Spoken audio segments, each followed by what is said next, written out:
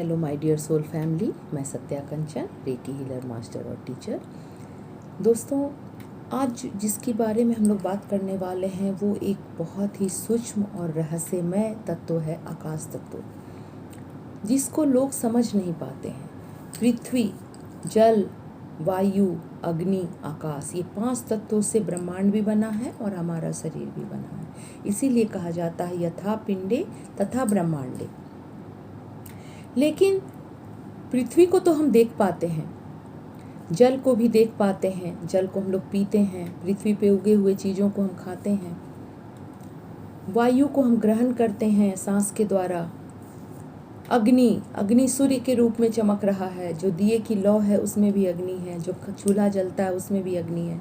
लेकिन आकाश को हम लोग पूरी तरह से समझ नहीं पाते हैं, ये इतना सूक्ष्म है और इसको महसूस करना भी बहुत मुश्किल है।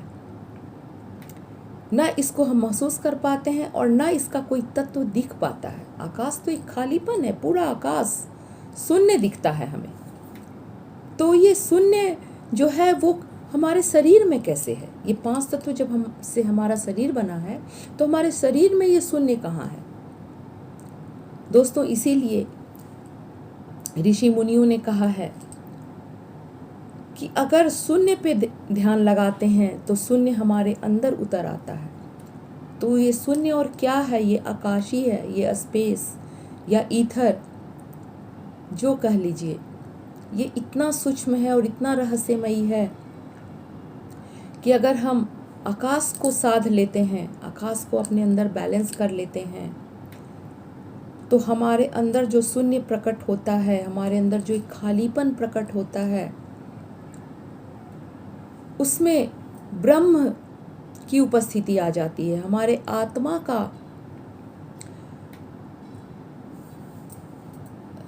पूरा आत्मा प्रकट हो जाती है, आत्मा का परमात्मा से कनेक्शन हो जाता है इस आकाश तत्व से। 2 चीज़ों के बीच का जो जगह है वही आकाश है, खालीपन है। 2 नाड़ियों के बीच की जगह, 2 कोशिकाओं के बीच की जगह, कोशिकाओं के अंदर भी एक खाली जगह है। तो आकाश तो हर जगह मौजूद है। हमारे अंगों के बीच में जो खालीपन है, हमारे पेट के बीच में जो खालीपन है, उसमें भी आकाश है। तो आकाश का स्वभाव ही शून्य है। हमारे मुंह के अंदर का जो खाली स्थान है वो आकाश है, कान के अंदर का जो खाली स्थान है वो आकाश है, नाक के अंदर का जो खाली स्थान है वो आकाश है, पेट के अंदर का जो खाली स्थान है, 2 ऑर्गन के बीच का जो खाली स्थान है, 2 कोशिकाओं के बीच में जो खाली स्थान है वो आकाश है।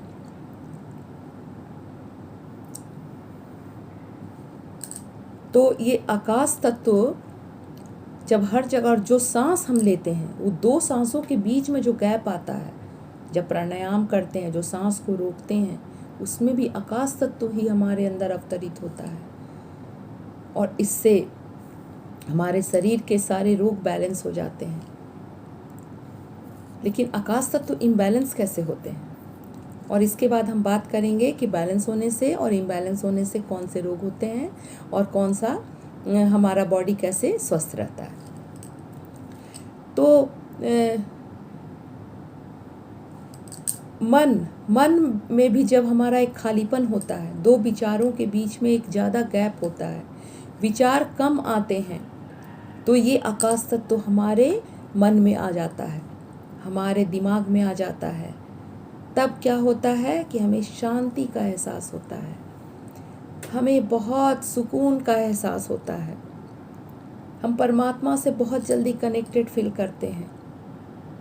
और वही जब विचार बार बार आते रहते हैं, एक पे दूसरा विचार, तीसरा विचार, लगातार विचारों का तांता चलता रहता है, तो फिर हमें बहुत घबराहट होती है, क्योंकि आकाश को जगह नहीं मिल पाती, आकाश तत्व उसमें अवतरित नहीं हो पाता। दूसरा है भोजन।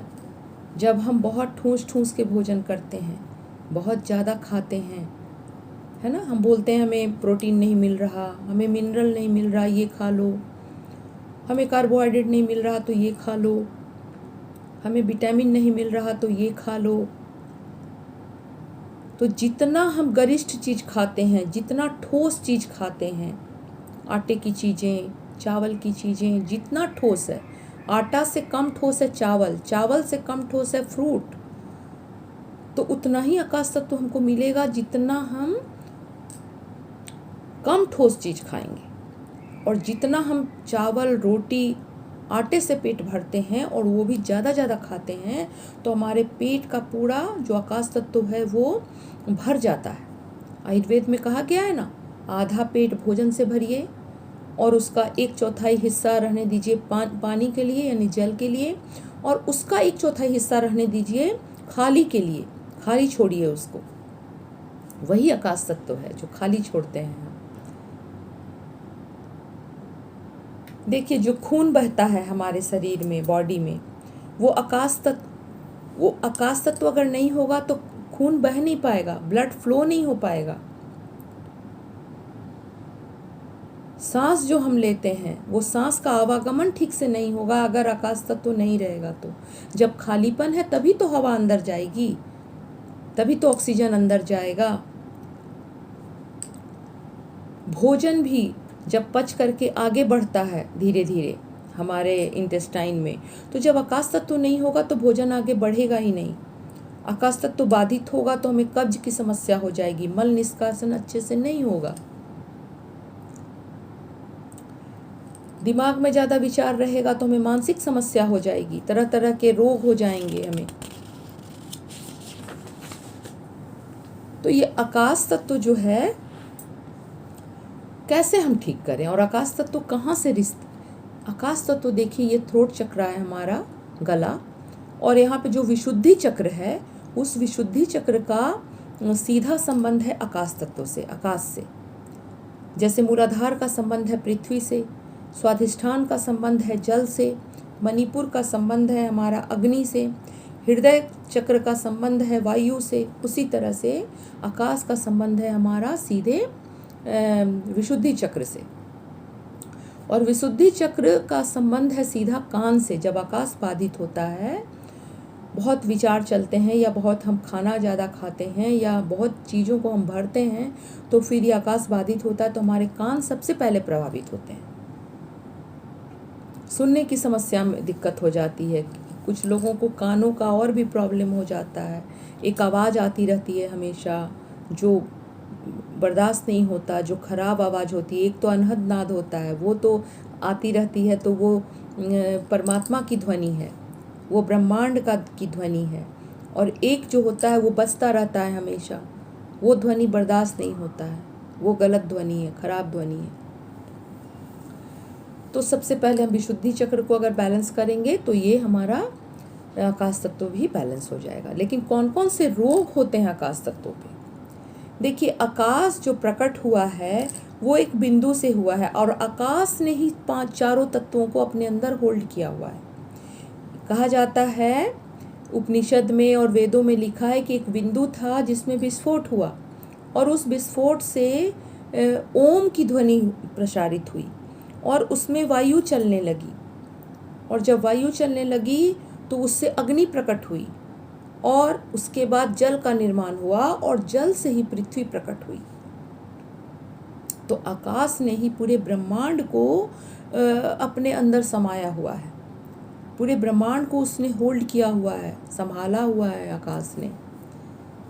आकाश ने ही पेड़ों को संभाला हुआ है। इतने ऊंचे ऊंचे पेड़ हैं, जड़ तो नीचे है, जड़ों ने तो उसको होल्ड किया हुआ है, लेकिन ऊपर आकाश ने पेड़ों को होल्ड किया हुआ है। तो ये आकाश तत्व जो है ये बहुत ही विशाल है, बहुत ही सूक्ष्म है, रहस्यमयी है। अब देखिए, आकाश तत्व जब हमारा इम्बैलेंस होता है तब क्या क्या होता है।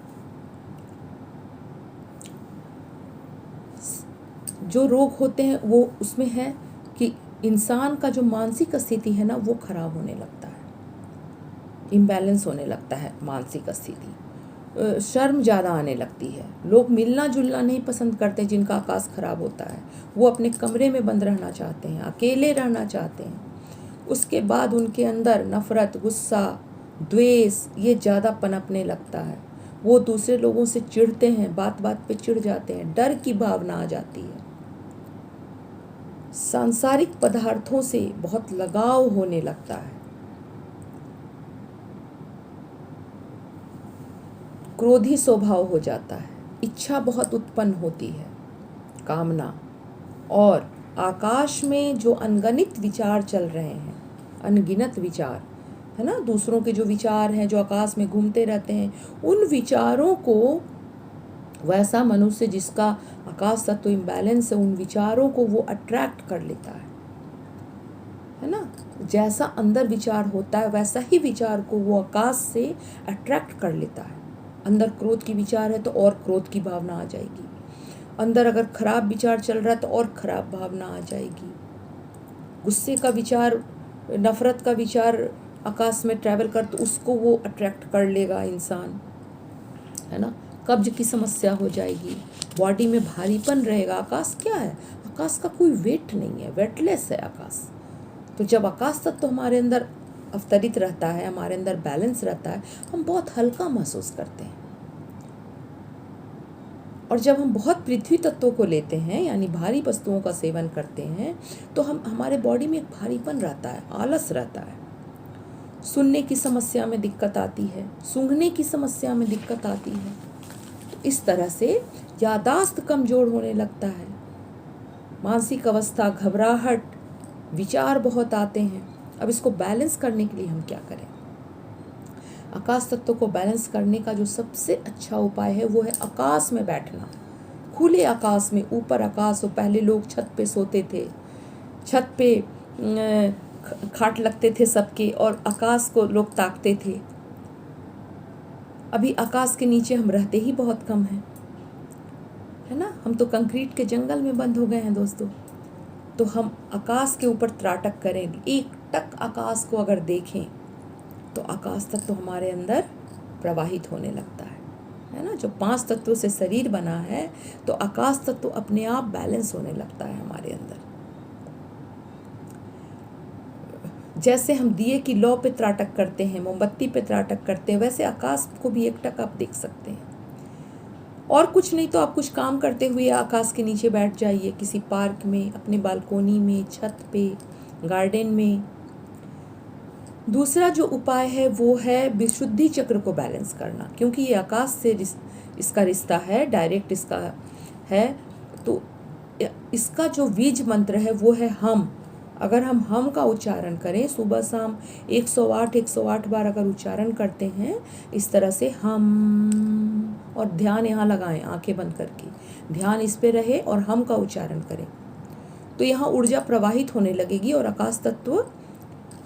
अब देखिए बीज मंत्र जो है वो छोटा सा मंत्र है लेकिन उसके अंदर अपार शक्ति भरी हुई है और वो हमारे इस चक्र को बैलेंस कर देगा। तो हम ऐसे करके जब उच्चारण करते हैं तो आकाश तत्व हमारा बैलेंस हो जाता है। ये 2 हुआ। तीसरा है हमारा प्राणायाम। प्राणायाम में जब हम सांस पे अपना ध्यान लगाते हैं, सांस को जब अंदर लेते हैं, फिर हम गैप करते हैं, कुंभक लगाते हैं, बाहर छोड़ते हैं, बाह्य कुंभक लगाते हैं, तो उसमें आकाश तत्व हमारे अंदर प्रवेश करता है। 2 सांसों के बीच का जो स्पेस है वही आकाश है। 2 विचारों के बीच का जो स्पेस है वही आकाश है। जितने कम विचार होंगे उतना आकाश हमारा मजबूत होगा। तो विचार कम करने के लिए तो सबसे अच्छा है मेडिटेशन। आप ज़रूर सुबह 1 घंटे मेडिटेशन करें। आप 5 मिनट से स्टार्ट करें और 1 घंटे तक ले जाएं। देखिए कि मेडिटेशन आजकल बहुत तरह के होते हैं और वो हमारे मन को बिल्कुल शांत कर देते हैं। तो आकाश तत्व तो हमारे अंदर प्रवाहित होने लगता है। तो इसी तरह अच्छे वीडियो के लिए आप मेरे चैनल को सब्सक्राइब कर दीजिएगा और अगर आपको अच्छा लगता है तो इसे दूसरों को भी शेयर कर दीजिएगा। Thank you very much.